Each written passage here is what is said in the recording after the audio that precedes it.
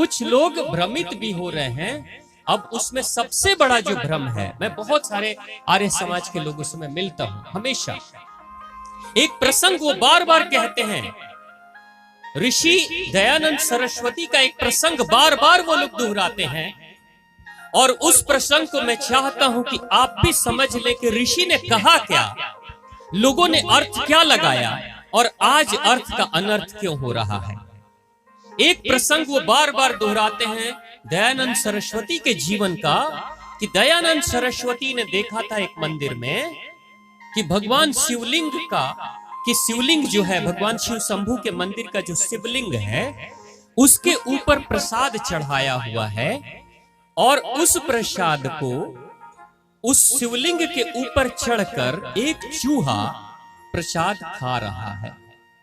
आपको पता है बच्चे, ये प्रसंग सुना आपने, आप लोगों ने सुना है ना? ठीक है।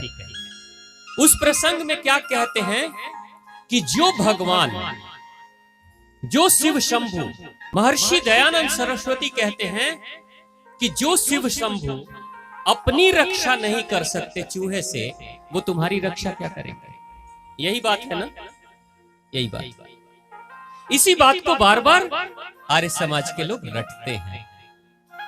दयानंद सरस्वती कुछ और कह रहे हैं और आपने कहना कुछ और शुरू कर दिया, और उसके कारण से आज हमारा सनातन धर्म और हिंदू धर्म के लोग आपस में मतभेद के शिकार हो रहे हैं, टूट रहे हैं।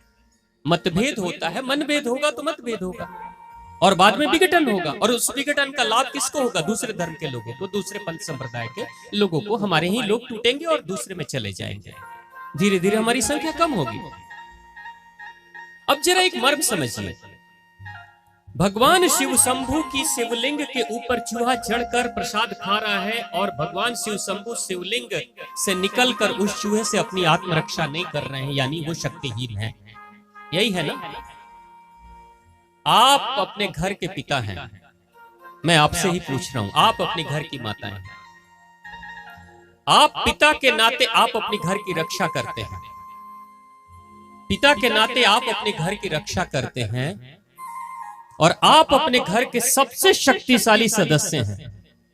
आप अपने घर के सबसे शक्तिशाली सदस्य हैं। उस घर की स्त्री से भी मजबूत, उस घर के बच्चों से भी मजबूत है, उस घर के दूसरे भाई बहनों से भी मजबूत है, आप सबसे शक्तिशाली हैं।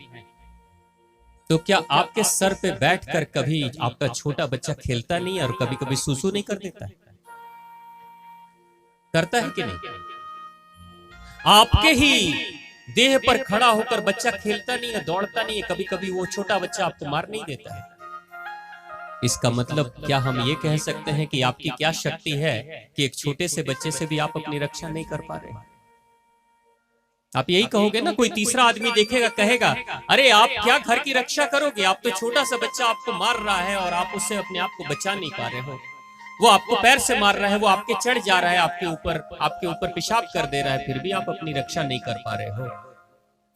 तो वो इंसान जो आपसे ये बातें कह रहा है, वो मूर्ख है या आप मूर्ख हो? वो मूर्ख है। वो इस भाषा को नहीं समझ रहा है कि मैं अगर अपने छोटे बच्चे को डांट नहीं रहा हूं, दूर नहीं हटा रहा हूं, उसके ऊपर हमला नहीं कर रहा हूं, इसलिए क्योंकि मैं उससे इतना प्रेम करता हूं, क्योंकि उसे पूरा अधिकार प्राप्त है, वो जो मर्जी चाहे वो कर दे मेरे ऊपर, कोई फर्क नहीं पड़ता। यही है ना? तो इसका अर्थ ये नहीं हुआ कि पिताजी कमजोर हैं और बच्चा शक्तिशाली है। कल सनातन धर्म के बारे में बात हो रही थी कि सनातन धर्म का अर्थ क्या हुआ। सनातन धर्म में कौन है? अग्नि, जल, वायु, आकाश, पृथ्वी, जलचर, थलचर, नभचर, वनस्पति, जीव जंतु, पहाड़, नदी, सागर, सब सनातन धर्म के हिस्से हैं। सब सनातन धर्म की संतान है। अब सब सनातन धर्म की संतान है, तो चूहा किसकी संतान है? वो सांप किसकी संतान है? वो अपने भगवान के ऊपर चढ़ रहा है, खेल रहा है, खा रहा है, तो पूरा अधिकार है, क्योंकि वो हमारा ही बच्चा है। भगवान शिव शंभू के ही तो बच्चे हैं। जिस शिवलिंग के ऊपर चूहा चढ़ा है, उसी भगवान शिव शंभू के प्रतिमा में आपने तो देखा होगा उनके गले में नाग भी लपेटा हुआ। क्या भगवान शिव शंभू कमजोर है? नहीं, कमजोर नहीं है। प्रेम से भरे हुए हैं, और जब प्रेम से कोई इंसान भरा होता है तो प्रेम में तो सब बड़े हो जाते हैं। फिर प्रेम जिससे आप करते हो उसको सर पे चढ़ा लेते हैं। ये प्रेम है, ये प्रकृति का प्रेम। अब दूसरा सवाल, लोग कहते हैं जो अपनी रक्षा, जो शिवलिंग अपनी रक्षा नहीं कर पा रहा है, वो शिवलिंग के पास आप जाकर भगवान से विनती करते हो, भगवान मेरी रक्षा करो, वो आपकी रक्षा क्या करेगा? है ना, वो आपकी रक्षा क्या करेगा? एक छोटा सा प्रश्न है, भारत में कितनी सेना है? कितने तरह की सेना है भारत में? बच्चे आपको पता है कितनी तरह की सेना है? कितनी? 3। कौन कौन सी? जल, थल और वायु सेना, तीनों है ना, एयरफोर्स, लैंड फोर्स और नेवी, 3 है। इन तीनों सेनाओं के जो हेड हैं, सेनाध्यक्ष, सेनाध्यक्ष है ना तीनों सेनाओं के, और इन तीनों सेनाओं के हेड का हेड कौन होता है? तीनों सेनाओं से बड़ा, सबसे बड़ा कौन होता है? किसी को पता है? नहीं? कौन? राष्ट्रपति। तीनों सेनाओं का हेड कौन होता है? राष्ट्रपति। यानी इस समय हमारे भारत की जो सेना है, आर्मी है, एयरफोर्स और नेवी है, वो भारत के और पूरे विश्व के जितनी भी सेनाएं हैं, उन सेनाओं में सबसे शक्तिशाली 10 विश्व के सैनिकों में सबसे शक्तिशाली में इनका भी नाम आता है। हमारा स्थान लगभग 4थे स्थान पे है। विश्व की सेनाओं में 4थे स्थान पे सबसे शक्तिशाली सेना भारत की है। यानी भारत के जो फौजी हैं वो सबसे शक्तिशाली हैं। लेकिन इनका जो हेड है, यानी कि सेनाध्यक्ष है, उसका हेड कौन है? राष्ट्रपति। और इस समय राष्ट्रपति कौन है? कौन है? जोर से बोलिए। द्रौपदी मुर्मू। अब प्रश्न एक है, सेनाध्यक्ष 3 हैं, बलशाली होंगे कि कमजोर होंगे? कमजोर होंगे कि बलशाली होंगे? बलशाली होंगे। अब इनकी हेड कौन है? द्रौपदी, महामहिम द्रौपदी मुर्मू। अब बताइए, सेनाध्यक्ष ज्यादा शक्तिशाली है कि द्रौपदी मुर्मू ज्यादा शक्तिशाली है? कौन? द्रौपदी मुर्मू ज्यादा शक्तिशाली है। बेटा द्रौपदी मुर्मू ज्यादा शक्तिशाली है ना, क्योंकि हेड है। अब एक फौजी को हमारे महामहिम से लड़वा लिया जाए 2 हाथ, कौन जीतेगा?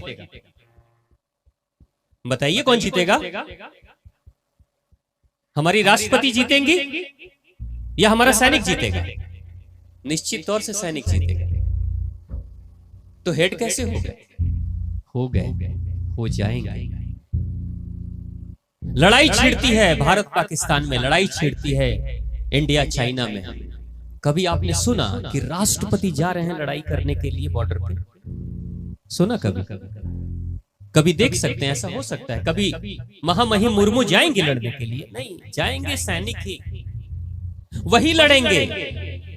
लड़ रहे हैं वो, लेकिन सबसे बड़े और सबसे शक्तिशाली कौन है? राष्ट्रपति। भगत सिंह जैसा योद्धा, महान योद्धा, फांसी के फंदे को चूम लेता है प्रेम से, हंसते मुस्कुराते हुए। भगत सिंह, सुखदेव, राजगुरु फांसी के फंदे पे गीत गाते हुए चढ़ जाते हैं। लोग तो यही समझेंगे ना कि भगत सिंह बड़ा शक्तिशाली है।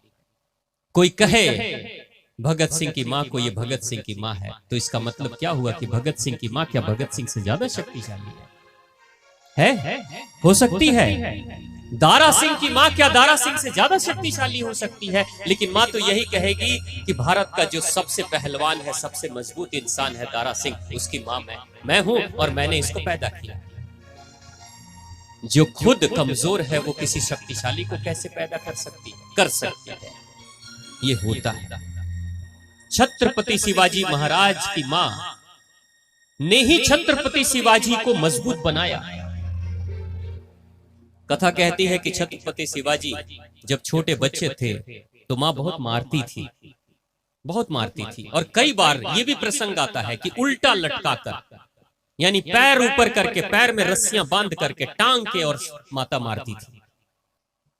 छत्रपति शिवाजी महाराज की मां बहुत मारती थी, रुलाती थी।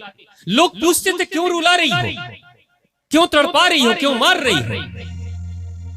मां कहती थी अगर ये ठीक से रोएगा नहीं, ठीक से मार नहीं खाएगा तो जिंदगी भर रोते रहेगा, कल मजबूत होकर ये दुश्मनों को रुलाएगा। आप सबको पता है छत्रपति जी शिवाजी महाराज के कारण से महाराष्ट्र गुलाम नहीं हुआ, छक्के छुड़ा दिया मुगलों का उन्होंने, अंग्रेजों के भी छक्के छूट गए, इतने मजबूत हुए महाराष्ट्रियन। तो एक छत्रपति शिवाजी महाराज शक्तिशाली योद्धा की मां क्या छत्रपति शिवाजी महाराज से ज्यादा शक्तिशाली थी? शरीर से कमजोर तो वो भी थी, लेकिन कमजोर शरीर वाली भी शक्तिशाली को जन्म दे सकती है। शिव जी की जो प्रतिमा लगी है, शिवलिंग जो लगा है, वो शिवलिंग शक्तिशाली नहीं दिख रही होगी, लेकिन वो शिवलिंग उसके आशीर्वाद से कई शक्तिशाली योद्धा पैदा हो जाते हैं जो उसका आशीर्वाद प्राप्त करते हैं। भगवान बुद्ध तो कहते हैं कि भगवान बुद्ध जब अपने आश्रम पे रहते थे तो उस क्षेत्र का एक राजा था, अजात शत्रु नाम था उसका। अजात शत्रु जब भी अपनी सेना लेकर जाता था युद्ध करने, दुश्मनों से लड़ने के लिए जब भी जाता था, तो आश्रम के पास आकर अंदर प्रवेश अकेले करता था, सारे हथियार पीछे छोड़कर, मुकुट उतारकर, पीछे सैनिकों को छोड़कर, और भगवान बुद्ध के आश्रम में अकेले जाता था और जाकर चरण पे अपने सर टेकता था, आशीर्वाद लेता था और कहता था, हे भगवान, हे मेरे प्रभु, हे मेरे भगवान, युद्ध करने जा रहा हूं, आशीर्वाद देना। भगवान बुद्ध आशीर्वाद देते थे और अजात शत्रु जाता था और विजयश्री का पताका लहराता था, छक्के छुड़ा देता था, लड़कर जीत कर आता था और फिर से भगवान बुद्ध के पास आता था, प्रभु आप ही की कृपा से मैं विजयश्री को प्राप्त हुआ, आप ही की कृपा से मैं जीत गया हूं। अब सोचिए जरा, प्रश्न ये उठता है कि क्या भगवान बुद्ध अजात शत्रु से ज्यादा शक्तिशाली थे? नहीं, शारीरिक रूप से अजात शत्रु से ज्यादा शक्तिशाली भगवान बुद्ध नहीं थे, लेकिन आध्यात्मिक ऊर्जा और आशीर्वाद के कारण से जिस आशीर्वाद को वो ग्रहण कर रहा था अजात शत्रु, वो मानता था कि भगवान का आशीर्वाद मिल गया, यानी मन शक्तिशाली हो जाता था। तन से भगवान बुद्ध अजात शत्रु जैसे शक्तिशाली नहीं हैं, लेकिन भगवान बुद्ध के सानिध्य में अजात शत्रु जाकर अपने मन को बलशाली महसूस करता था और उसी शक्ति संपन्न मन के साथ युद्ध करता था और अंत में छक्के छुड़ाकर दुश्मनों को पराजित करके वापस आ जाता था। आप जिस स्कूल में पढ़ाई करते हो, शिक्षा के बारे में एक बात कहते हैं कि दो हथियार हैं हमारे पास में, एक हथियार है कलम और दूसरा हथियार है तलवार। अब ये बताइए कि कलम और तलवार में ज्यादा शक्तिशाली कौन कौन है? कलम। कलम। आप बहनें क्या बताएंगे, ज्यादा शक्तिशाली कौन है, कलम या तलवार? कलम है ना। अब कलम रख दो और तलवार से मारो, कलम कटेगी कि तलवार कटेगी? कलम। अब तलवार रख दो और कलम से मारो, तलवार रखो और कलम से मारो, कौन टूटेगा कौन कटेगा, तलवार या कलम? तो कलम कैसे शक्तिशाली है? यही पढ़ाते हैं ना बचपन से बच्चों को कि कलम शक्तिशाली है, तलवार से भी ज्यादा शक्तिशाली है। तो कट क्यों नहीं रही है? कलम काट देती तलवार को? नहीं कट सकती, नहीं काट सकती कलम। तलवार ही मजबूत है, लेकिन कार्य क्षेत्र दोनों का अलग अलग है। जो कार्य तलवार कर सकती है उससे अलग कार्य कलम कर सकती है। जब आप पढ़ोगे लिखोगे, आप कोई बड़े अधिकारी बन जाओगे, आपके अंडर में सैकड़ों हजारों पुलिस फोर्स के लोग जब रहेंगे, IAS IPS बन जाओगे, तो एक कलम आपकी चलेगी योगी जी की तरह। एक कलम चलती है और बड़े बड़े खूंखार उत्तर प्रदेश के जितने बड़े बड़े अपराधी थे, आज की हालत ऐसी है कि उत्तर प्रदेश के अपराधी कहते हैं हमें जेल से बाहर मत निकालो रे बाबा, जेल से बाहर मत निकालो, योगी जी छोड़ेगा नहीं। यही लोग पहले जब सरेआम समाज में घूमते थे तो घर के लोग, माता पिता कहते थे अपनी बेटियों को कि 7 बजे से पहले घर आ जाना, 5 बजे से पहले घर आ जाना, अंधेरे से पहले घर आ जाना, क्योंकि बाहर सरेआम घूम रहे हैं अपराधी। और यही योगी जी एक अपना कलम चला रहे हैं और एक ही बार में अपराधी कह रहे बाबा जेली में रहने दो रे, यहीं की रोटी खाऊंगा, बाहर नहीं निकलूंगा, छोड़ेगा नहीं। देख रहे हैं कलम की शक्ति। लेकिन वो कलम की शक्ति योगी जी चला रहे हैं, दिखा रहे हैं, लेकिन जो अपराधियों को मारने पुलिस वाले जा रहे हैं वो भी तो तलवार लेकर जाएंगे ना, या बंदूक लेकर जाएंगे।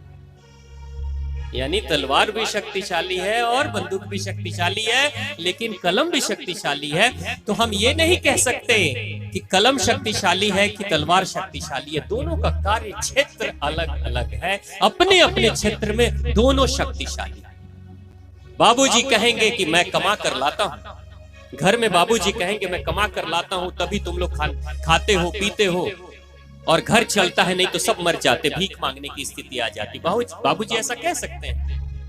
माँ कहेगी ठीक बा, रउए कमा के ले आवे नीनू, काल से हम खाना ना बनाए, बैठ के हो जो चाउर ले आइल बनी नो, गेहूं आ सब्जी उहे खात रहे बैठ के। माँ अगर 2 दिन हड़ताल करते तो बाबूजी का पैसा खाएंगे बैठ के? बाबूजी पैसे खाएंगे? दाल चावल खाएंगे या फूल गोभी खाएंगे, आलू सीधा खाएंगे? माँ बनाएगी तभी खाएंगे। यानी एक तरफ बाबूजी शक्तिशाली हैं तो दूसरी तरफ माँ भी बहुत शक्तिशाली है, दोनों का कार्य क्षेत्र अलग है। तो जो कोई भी महर्षि दयानंद सरस्वती की उस घटना को सुनकर ये कहता है कि जो शिव शंभु आत्मरक्षा नहीं कर पा रहे हैं वो तुम्हारी रक्षा कैसे करेंगे, वो भ्रम में है। आप स्कूल जाते हो, पढ़ाई करते हो, हमारी बहनें भाई लोग कितने लोग हैं जो पढ़ाई करते हैं, जो शिक्षित हैं? हाथ उठाइए। शिक्षित हैं, पढ़ाई कर रहे हैं, बहुत बढ़िया, जोरदार तालियां। आप अपने बच्चों को जरूर पढ़ाइए, जरूर पढ़ाइए, क्योंकि शिक्षा से शक्ति बढ़ती है, शिक्षा से इंसान अपने पैरों पे खड़ा होता है। इसलिए अपने बच्चों को शक्तिशाली बनाइए। आप जिस स्कूल में जा रहे हो, जिस बिल्डिंग में आप पढ़ाई कर रहे हो, वहीं से पढ़ाई करके आप ग्रेजुएट होते हो, मास्टर डिग्री करते हो, पीएचडी भी करते हो, वहीं से पढ़ाई करके कॉम्पिटिटिव एग्जाम को भी देते हो, आप सरकारी नौकरी भी करते हो, एक दिन आईएएस आईपीएस बन जाते हो, एक दिन आर्मी में चले जाते हो, एक दिन पायलट ऑफिसर बन जाते हो, एक दिन कोई मंत्री बन जाते हो, एक दिन आप प्रधानमंत्री बन जाते हो। यानी आपकी शक्ति कितनी बढ़ गई? कई गुना ज्यादा बढ़ गई ना, कई गुना ज्यादा बढ़ गई। अब पलट कर मंत्री जी कोई आता है और कहता है मैं तो मंत्री बन गया, मेरे आगे पीछे चौकीदार घूमते हैं, आर्मी वाले पुलिस वाले घूमते हैं, लेकिन ये पुराना खंडहर जैसा स्कूल तो आज भी वैसा का वैसा ही है। स्कूल की शक्ति बढ़ी बढ़ी। जब स्कूल खुद कमजोर है तो शक्तिशाली आईएएस आईपीएस को स्कूल कैसे पैदा कर सकता है? कर सकता है, कर सकता है। स्कूल की शक्ति से, स्कूल से निकलने वाले प्रोडक्ट की शक्ति के बारे में आकलन मत करिए। वो जो देवी माँ की मूर्ति है, देवी माँ की जो पिंडी है, भगवान शिव शंभु की पिंडी है या मूर्ति है, यह शिवलिंग है, वो खुद कमजोर दिख सकती है, लेकिन उनकी जो संतान वहां से निकलती है ना, वो बड़ी शक्तिशाली है, वो उनकी शक्ति है। बिहार में चाणक्य के कारण से चंद्रगुप्त मौर्य जैसा धरती का सबसे बड़ा सम्राट पैदा हुआ, चाणक्य के कारण से। भगवान श्री कृष्ण के कारण से अर्जुन महान योद्धा बना, जिसने महाभारत के युद्ध में सबको पराजित किया। भगवान श्री राम की कृपा से सुग्रीव एक महान योद्धा बना और बाली को मार करके अंत में एक छत्र राज्य स्थापित कर।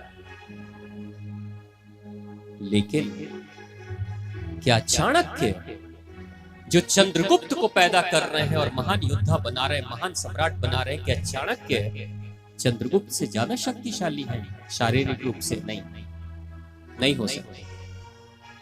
अर्जुन जो महाप्रतापी है और श्री कृष्ण जो सारथी है, समझा रहे हैं, बुझा रहे हैं, तरीका बता रहे हैं, क्या श्री कृष्ण लड़ाई करने जा रहे हैं? लड़ाई तो करनी पड़ेगी अर्जुन को, लड़ाई तो करनी पड़ेगी चंद्रगुप्त मौर्य को। चाणक्य लड़ाई करने नहीं जाएंगे, विधि सिखा देंगे। बना देंगे, लड़ाई की सारी कला सिखा देंगे और अंत में तुमको महारथी बना के तुम्हें महान योद्धा बना देंगे, लेकिन खुद लड़ने नहीं जाएंगे। तो ये जो शिवलिंग है, ये माँ की पिंडी है, ये लड़ने नहीं जाएगी, लेकिन इसके सानिध्य में जो आ जाएगा वो इतना प्रेरित हो जाएगा, आत्मबल से इतना भर जाएगा, इसके सामने जो सर झुका लेगा वो दुनिया में कहीं सर झुकाने की स्थिति में नहीं आएगा। ये माँ की शक्ति है। इस माँ की शक्ति को सबको समझने की जरूरत है। और रही बात मूर्ति पूजा की, मूर्ति पूजा का विरोध कभी मत करना। क्यों नहीं करना? ऋषि क्या कहते हैं, दयानंद सरस्वती क्या कह रहे हैं कि कब तक तुम सिर्फ मूर्तियों की ही पूजा करते रहोगे। अब वो कहने का, उनके कहने का अर्थ कुछ और है। वो कहते हैं कब तक तुम मूर्तियों की पूजा करते रहोगे, कभी इससे आगे बढ़ो। यानी वो क्या कह रहे हैं, आप अगर एक नर्सरी क्लास के बच्चे हो, आप स्कूल में पढ़ाई करने जा रहे हो, तो आप क ख ग घ पढ़ोगे, ABCD पढ़ोगे, A फॉर एप्पल पढ़ोगे, क फॉर कबूतर पढ़ोगे, ठीक बात है। लेकिन पहली क्लास में पढ़कर, नर्सरी में पढ़कर आप उस किताब को पकड़कर बैठे रहो और कहो कि बस मैं पढ़ लिया, मैं सब जान गया, तो महर्षि दयानंद सरस्वती क्या कहेंगे, बड़ा मूर्ख है।